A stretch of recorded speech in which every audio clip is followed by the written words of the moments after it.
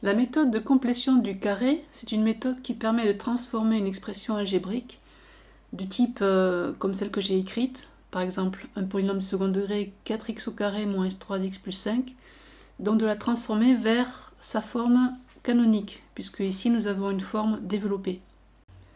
Pour cela, on va considérer les deux premiers termes du polynôme et on va factoriser par le coefficient qu'il y a devant le x au carré, c'est-à-dire ici 4.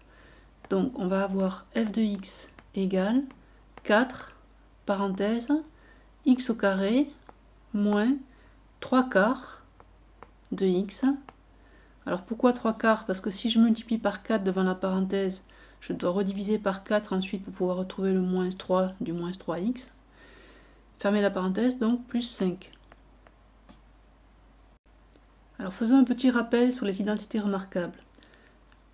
A moins B au carré, c'est égal à A au carré, moins le double produit, donc 2AB, plus B au carré. D'après ce que je viens d'écrire, je vais donc avoir A au carré moins 2AB, qui est égal à A moins B au carré, moins B au carré. Ceci découle directement de l'équation précédente. Si de chaque côté ici je retranche B au carré, et là aussi, je me retrouve donc avec A au carré moins 2AB égale A moins B au carré moins B au carré. Alors intéressons-nous maintenant à la partie de f de x qui s'écrit x au carré moins 3 quarts de x.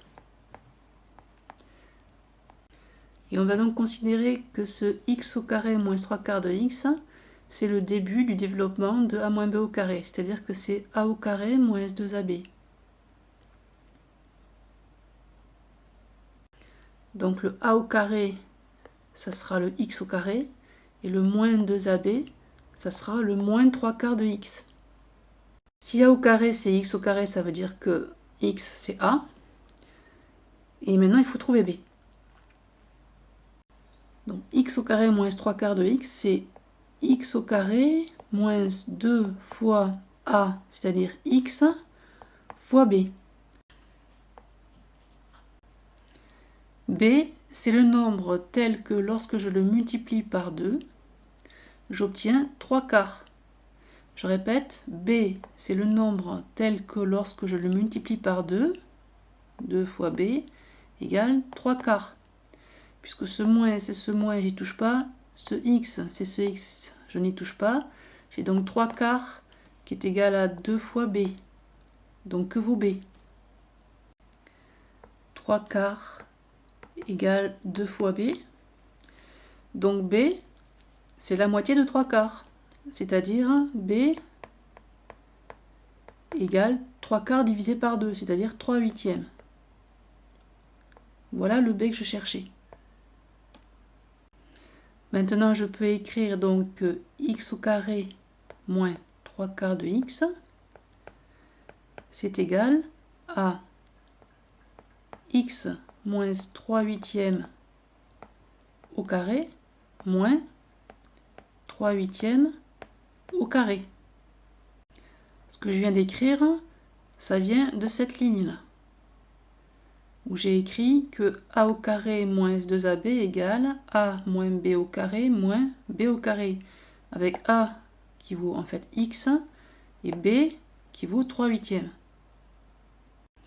Donc si je reprends cette expression et que je l'intègre dans f de x, ça va me donner f de x égale 4 facteur de ce que je viens de trouver, c'est-à-dire x moins 3 huitièmes au carré moins 3 huitièmes au carré, fermez le crochet, ça c'est x au carré moins 3 quarts de x, plus 5.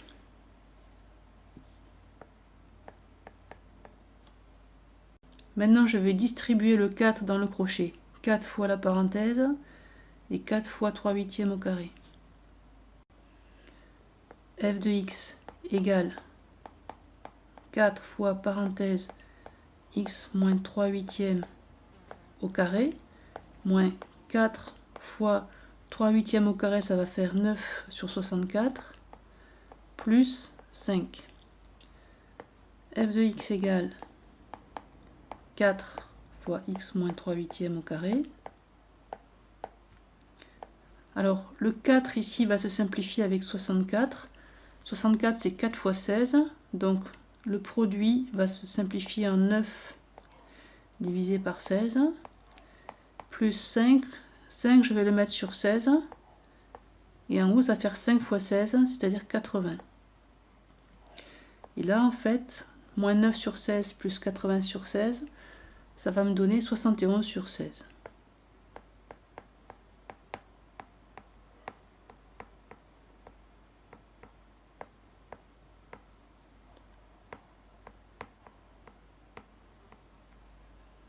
On a bien maintenant f de x sous sa forme canonique, c'est-à-dire sous la forme f de x égale a, facteur de x, moins alpha au carré, plus bêta. Alpha et bêta étant les coordonnées du sommet de la parabole, puisque un polynôme du second degré, c'est représenté graphiquement par une parabole. Donc, alpha, c'est 3 huitièmes, bêta, c'est 71 sur 16. A noter que bêta, on le retrouve en injectant alpha dans l'expression de f. C'est l'image de alpha bêta. Vous pouvez le vérifier par le calcul. Alors voici un nouvel exemple et on va essayer d'être plus rapide et de moins détailler les étapes. Le procédé est exactement le même, donc voici g de x. Je vais factoriser donc g par 5 sur ces deux premiers termes. 5 fois x au carré plus 4 cinquièmes de x moins 3. Maintenant ça là, je considère que c'est le début du développement de l'identité remarquable. Alors cette fois-ci c'est plus a moins b au carré, c'est a plus b au carré.